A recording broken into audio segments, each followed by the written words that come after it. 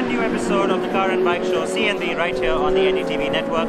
All that loud noise tells you that we are coming to you from Le Mans. That's right, the Sartre circuit. Gotta love that sound. The Sartre circuit plays host every year to what's undoubtedly one of the most exciting races and motorsport events to be a part of for any new or old motoring brand. Audi has dominated. We've seen a lot of competition as well coming in from Toyota over the last couple of years. This year again, Toyota showing a lot of strength. So plenty of action to take you through from here at Le Mans. But we're going to quickly sidestep because we also want to keep abreast of what's happening or is about to happen. Very dynamic and exciting market as well.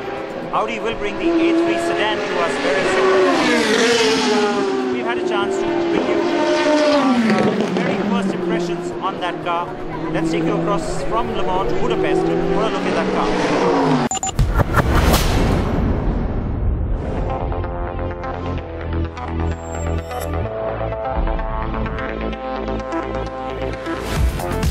It is an important model for Audi because it signals a departure from its past sedan strategy and introduces the brand to a very different kind of buyer.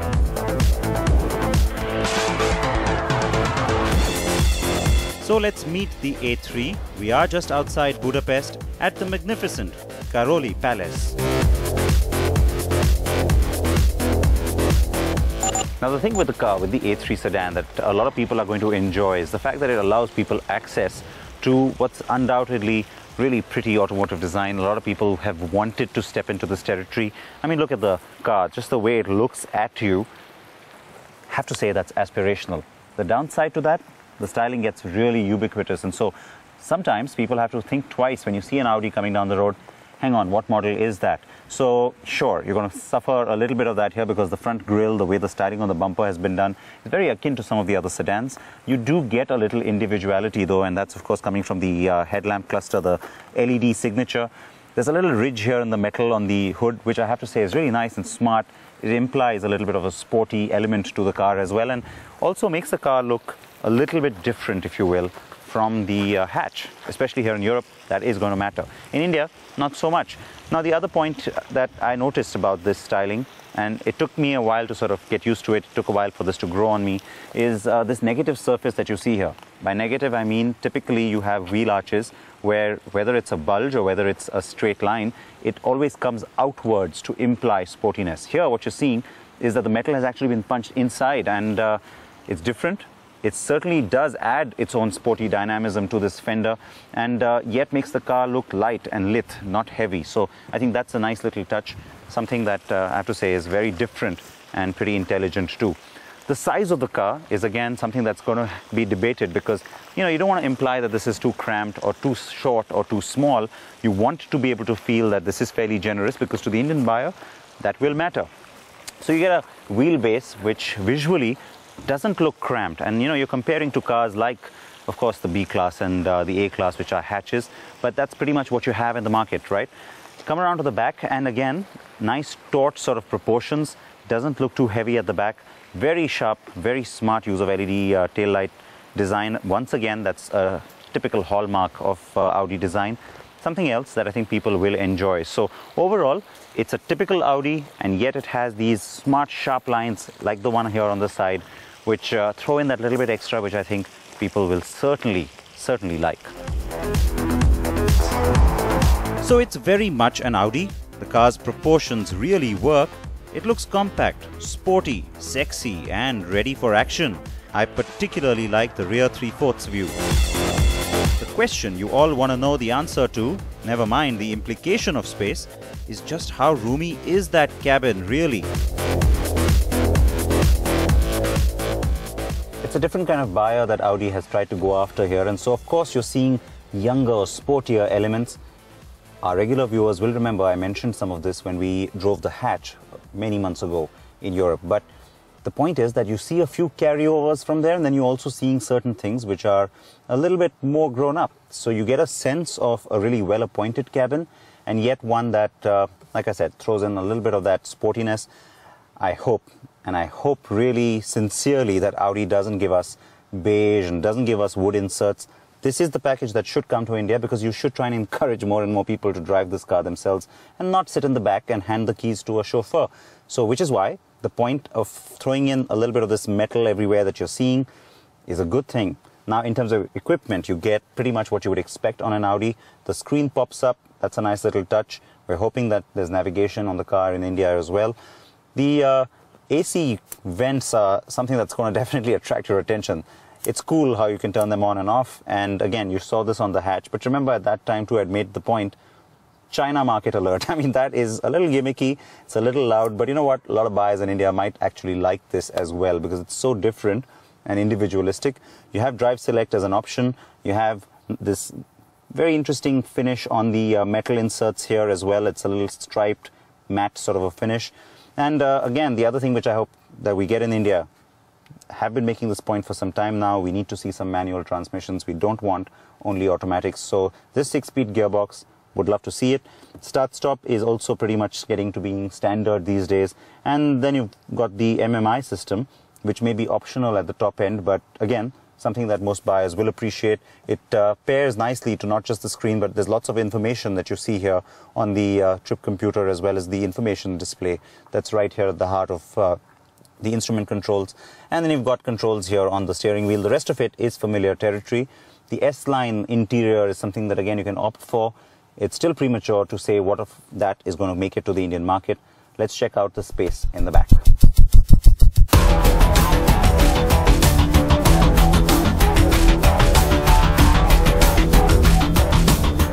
Now, of course, the back is not going to be as spacious as an A4 or an A6, right? But this is, again, I feel, a segment which becomes important, because to the buyer who's looking to buy this car, it's not just about the back seat, and yet they want their family to be fairly comfortable in the back. 3 will be a little bit cramped back here, but for 2, no problem. The seats are fairly comfortable. In fact, I like the fact that this has fabric seats. Again, in India, the expectation is that we'll probably just end up seeing leather, but it will be nice, it'll be refreshing to have options like these, which are a little bit de-spec'd. You don't have to always have leather. There is space which is decent in the back. It's definitely not ample or very generous, but you know what? It's fairly comfortable, and you don't get a sense of being too cramped. AC vents in the back, again, from the Indian context, very, very positive. And of course, a drop-down armrest. One of my favorite features while sitting at the back, right? Well, don't worry, you got that too. A little bit of space for storage, and overall, I have to say, fairly comfortable here. Audi will primarily offer the A3 in sportier hues. There are 3 trims. The base version is called Attraction, and that's unlikely to make it to us. The top end has 2 trims, Ambiente and Ambition. Ambiente will have luxurious tones, and yes, the beige and wood trim are likely, while Ambition is the sporty package that you've seen today, all metal and dark colors. The A3 has a reasonably generous boot with a 425-litre volume, 60 litres more than its hatch sibling. Fold the rear seats and you get 880 litres.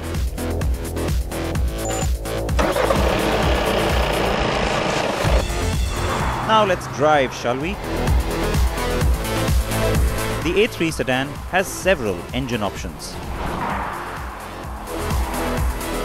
We have the cars, and we have the Hungarian countryside, and also the gorgeous streets of Budapest. Let's get on with it. I can tell you that this particular car is one that I almost ran towards this morning because I wanted to get my hands on it. Got lucky enough to do that, and I'm not just referring to the wonderful red color that I wanted in this weather. Oh no, sir, I am talking about the 1.6 TDI engine that's under the hood. The reason for that, I was curious about this engine, wanted to see how it's been tuned, how it's been mated to this car, how the 6-speed manual gearbox works with it. Why is that? Well, a couple of reasons. One, of course, it gives Audi a little bit of flexibility in terms of the kind of offering it would have with this when it comes to India. But also the transmission. You know, this could be the very first model that finally sees us getting our hands on a manual option. I hope that happens. As we are in fact speaking about this, let's also quickly look at the numbers. Now they seem ample enough. You start comparing to cars like the A4 and you might suddenly think that, hang on, this isn't typical Audi territory.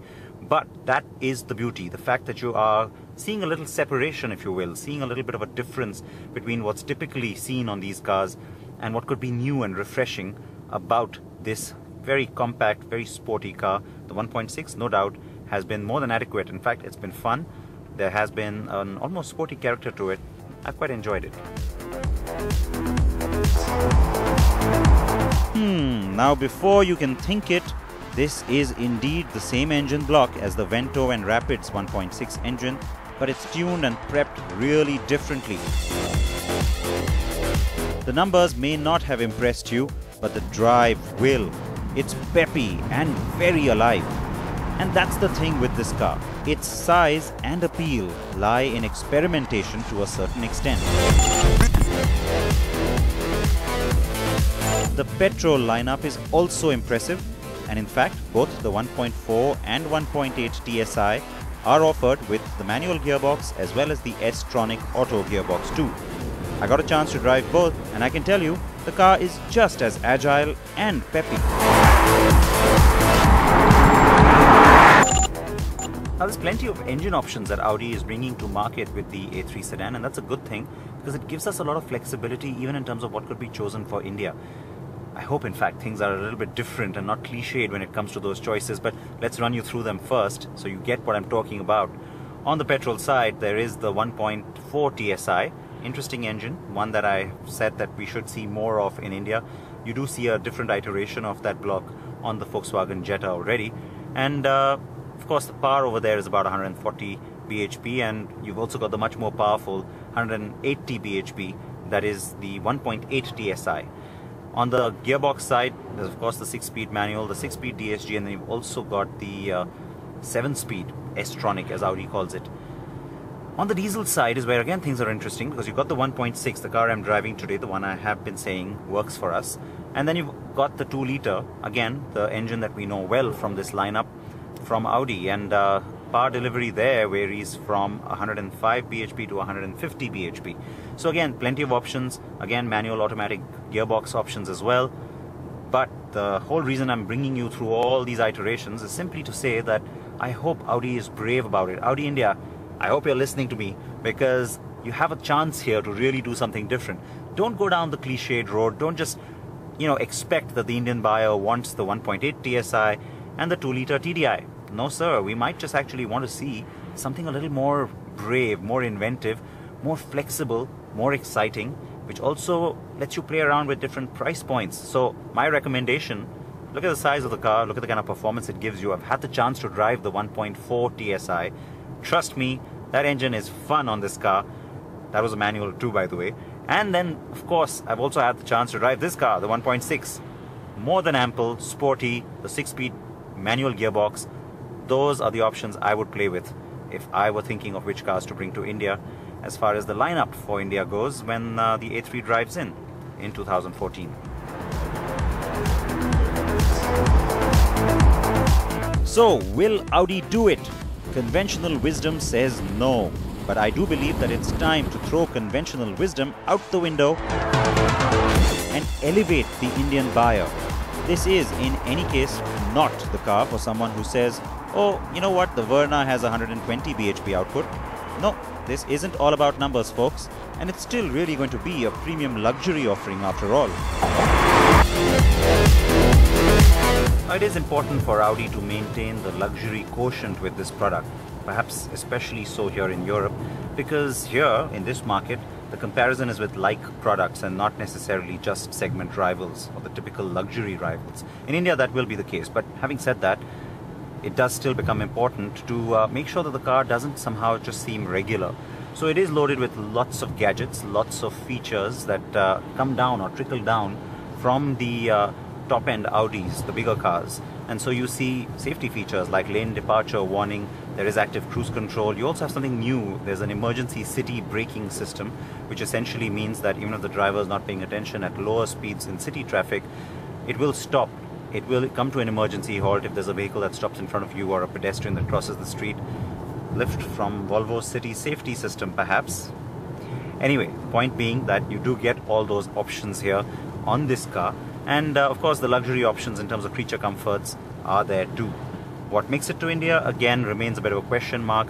I would like to see some options there for the Indian buyer to choose from. Once again, that means that Audi will be able to play with different price points. I really do hope that the company does take cognizance of that and does actually play with various price offerings, because you know what, it's just going to attract more people into the fold. Audi will offer Quattro all-wheel drive as an option, but that's only likely on the top-end petrol variants. Frankly though, having driven the 3 engine types, I do think Quattro is not really a must-have. And again, I'd rather not have it if it means a lowered price tag. Now the good thing about driving here on the Hungarian roads, we've got a good mix of country roads and highway.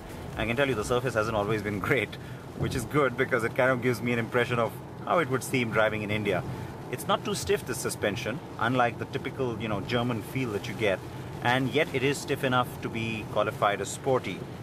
Audi has thrown in its new magnetic suspension system. The magnetic system, remember, adapts to the kind of surface that you're driving on, and it's a plus point. I think it's something that will help from the Indian perspective yet again, and also in terms of ground clearance, etc. There's no compromise that creeps into this. So overall, I think that ride quality and a nice balance with comfort levels is again something that seems to work, and that's true of the back seat as well.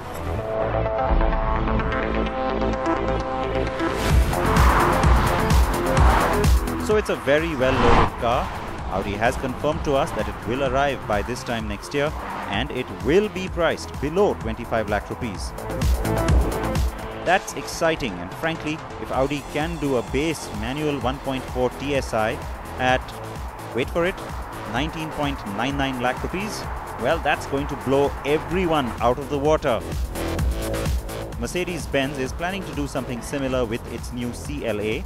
It's almost certain that the BMW 1 Series, that's coming to us as a 5-door hatch soon, will spawn a 4-door sedan too. And the best part?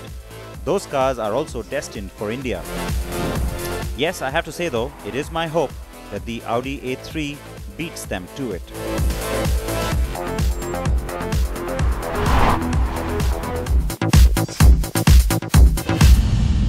Back here in Le Mans, and this one of course is the S3, which is a living engineer sportier version of the car that you've just seen. Maybe we get both of them. I'm just going to be a little greedy and hope for that. Now, with cars like this, and of course here you're seeing the entire Audi range pretty much on display. I can tell you that this matte blue V10 Plus R8 is getting a lot of attention from all the people walking by at the Audi arena. But the larger point, as more and more buyers, even in our market, start to step into cars like this, and especially cars at the lower end of the market, the A-Class, 1 Series, X1, and now the A3 next year, you start to see more and more people adapting to automatic transmissions. The reason I'm asking you that, or mentioning that rather, is because I got an interesting question on our second screen app from Ashwin Ambegaonkar saying, why don't people actually look to automatic transmissions really in India?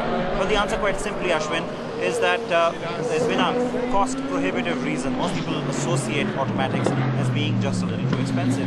So as more and more cars come in, more and more people understand the convenience of it, and more cars get better transmissions, more technologically developed transmissions that are also fuel efficient.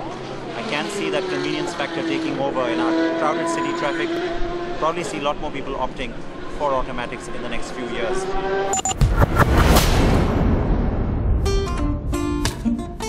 A new way for all of you to get closer to CNB. The NDTV second screen is now live for the Car and Bike Show, and if you want to participate, all you have to do is get the NDTV app on your iPhone, iPad or Android phone.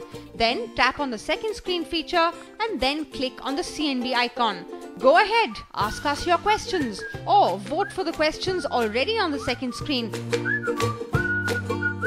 You can also upload video questions and even tweet your views, and we will take your questions on the show.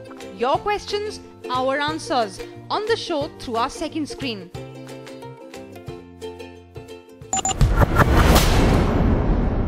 So just how relevant is this car for our market? Well, got to ask Michael Peshke that question. Mike, good to see you. Hi, Sid. Always nice to see you. And the question that everybody's been asking already when we started talking about this, even online on social media, when's the first question? When what? When you will drive it? When I will drive it, or the customer? When our customers get to drive it. Oh, customers. See, 2014 is the right year for us to attack. I think you will very soon know that we are continuing the offensive with the Q3. We start assembling the Q3 now in July, August. So I think this year we focus on Q3 because it's still a very hot weapon we have and got a lot of accolades. But definitely 2014 is something we're watching what competition is doing in that, let's say, what we call the A segment. And one competitor already launched the car, another one is planning to do it September, October. I think this car, I think you will drive it very, very soon yourself, put your hands on the hot steering wheel. And I'm confident that definitely next year it's going to be a blockbuster, but even you talk to Luca right now, Luca De Meo, our board member, and we're in intensive discussion, what is the sweet timing to bring the car into India? Sweet timing, and the other thing, of course, is the sweet costing, right? Sweet pricing, yeah. The customers, I said, who are waiting for details, also want to know about pricing details. Our buyers are very, very excited by that potential because it opens up a different sort of a area for you. Yeah, definitely it's going to be sub 25 lakhs, that's for sure. If you look at the competition is launching hatchbacks in that segment at 21, 22. So I think we have a little bit of a pricing power on top of a hatchback. But I think let first the metal speak for itself. Let people like the product, and in the typical Audi way, we will put a juicy price on it.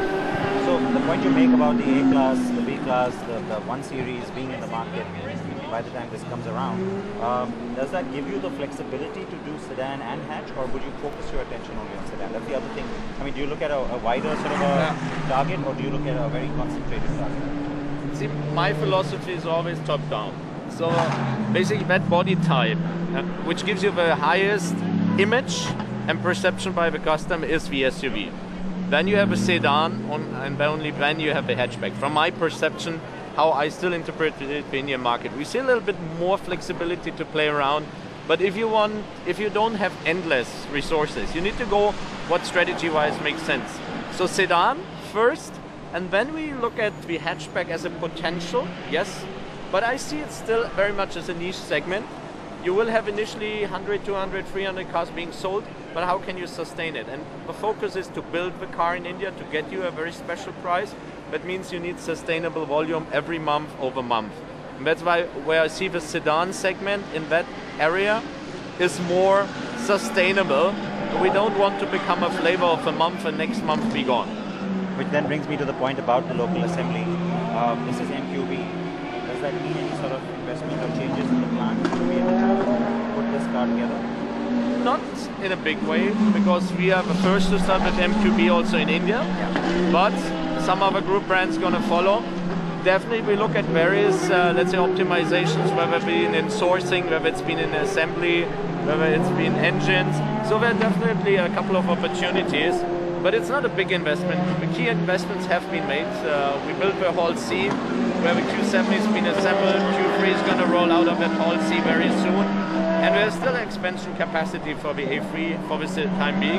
Now, if the volume goes through the roof, then we need to see if we need to further expand. No, so you're saying it's still assembly, right? It's not local manufacturing. It's not a deep manufacturing with metal stamping like we have it like in China. It is a parts and components manufacturing process, and I think that's where we are very good at. We have a good experience. We are now down to 5 models we assemble in India, and I think we're looking at 1, 2, 3 more. So let's see which of the 3, but definitely A3 is very much part of the drawing board. One last question. The target for you this year, I know that you've already partly achieved some of what you wanted to do in 2013. You want to end the year on top, right? Why not? I mean, you look at that's the a very tame answer from you. No, but see, we're number 1 here in Le Mans. It's a tough fight. I think we saw over the years Le Mans got more and more competitive. It's the pinnacle of motorsport.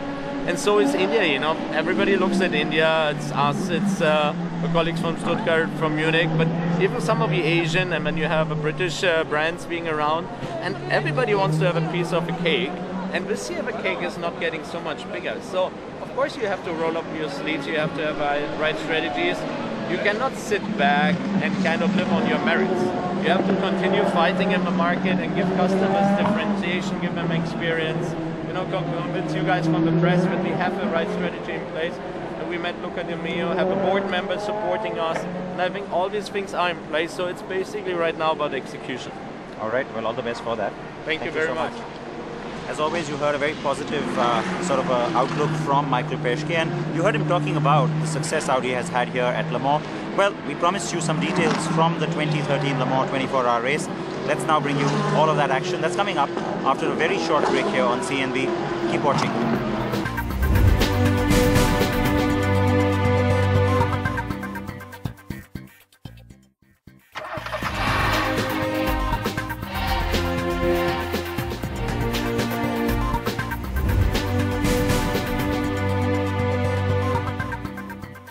Well, we've got a special guest joining us on the show right now, Mr. Luca Di Meo, head sales for Audi globally. Many thanks. Hi, how are you? I'm good. And thank you so much for speaking to us today. Thank you as well for having us here. First question I have to ask you, given the setting, given where we are, you know, I've been here now for the last 3 or 4 years. We've been seeing the kind of success Audi has had. What continues to bring you back from a brand perspective to Le Mans? I think Le Mans is clearly seen by public and the experts as one of the 3 biggest, most legendary races in the world, together probably with Indianapolis and Monte Carlo. So I think it's good to be there because we are really at the pinnacle of motorsport and motoring. What does it do for you in in markets where maybe there is not so much awareness about motorsport? In India, for example, there hasn't been a historical connect to something like Le Mans. How do you use that to your advantage? But I think that you know that the organization is actually extending this formula with the so-called WEC, so that let's say performs the same cars around the world. So this is exactly the intentions that make this formula. It's a very fascinating formula. Actually, these are the most sophisticated, let's say, motorsports car on the planet from a technical point of view, and trying to get that, let's say, message and that kind of offer to motorsport enthusiasts around the world. That's the idea of the WEC. And one quick word about next year. Everybody's asking you that, I know, but when it comes to the announcement from Porsche coming to Le Mans, it gets interesting next year. Very interesting. It's always been interesting. I would say that you know, the more competitor we have of size, the more it will be, let's say, interesting for the formula itself and to nurture this legend of this event that is there right now from 90 years, and they will continue to stay there. In India, we find that now there's a lot of excitement around the brand. Younger people also getting very excited. The actual numbers have also put Audi at #1 this year for the first time. Where do you take that story? Because overall the luxury market continues to grow, a little slower than we expect, but it continues to grow. Is it important for you to hold on to the #1 position, look at large volumes, or is there something else to it? I think the objective of being #1, just from let's say a number point of view, is not an objective in say. No, I think when we talk about the definition of what is a #1 brand, is a brand that can hit, you know, all the targets and all the KPIs and the different things. We want to bring great product. We want to have a great image. We want to have a likability of the brand. We want to make our dealer strong and profitable. We want to serve our customer and to satisfy them both with our cars and with the service. That's the idea. I think that the first, let's say, the first results in India are pretty encouraging for us. We are ahead of the game right now, and we will try to continue to be ahead of the game like here. I'm sure you will. But you know, in India, the complexity arises from the fact that on the one hand, people want you to be exclusive, niche, very high-end. But on the other hand, there's this new kind of customer that you're waking up to globally, not just in India, which is at the entry end. You know, you're creating more opportunity, more choice with vehicles like the Q3, now the A3, which comes to us next year. How difficult is it to address a new kind of customer like that? But we did it already successfully in many other markets. I think that since many years in the automotive industry, premium luxury is not a matter of size of the product. So I think that every car that we bring is 100% Audi in terms of, you know, quality and technology, no matter if the car is 4 meter, 4 meter 50, or 4 meter 90. And even the brand experience then remains the same, because that's somehow the concern area for especially first-time buyers. You know, stepping into luxury, they feel daunted by it somehow. Yeah, for us it's an Audi customer. All right, one last question then. The Q3 has been successful. We've got now the A3 coming as well. Which end of the market do you think will grow faster for you in India? We believe on the fact that we are seeing that as a global trend, that probably there is still a lot of potential for us in what we call a Q family, which is the segment of the SUVs. All right, well in India I know they love them, so thank you. Welcome again to the month. Thank you, and all the very best to you. Thank you. Thank you. Now, this is something we gave you a glimpse of last year as well, the Audi Racing Arena, which is where most of us journalists who come in from around the world, and let me tell you, there are journalists here from over about 30 odd countries. Well, we use it as a bit of a hub, and 24-hour race, you want to catch a nap, you want to perhaps get a bite to eat.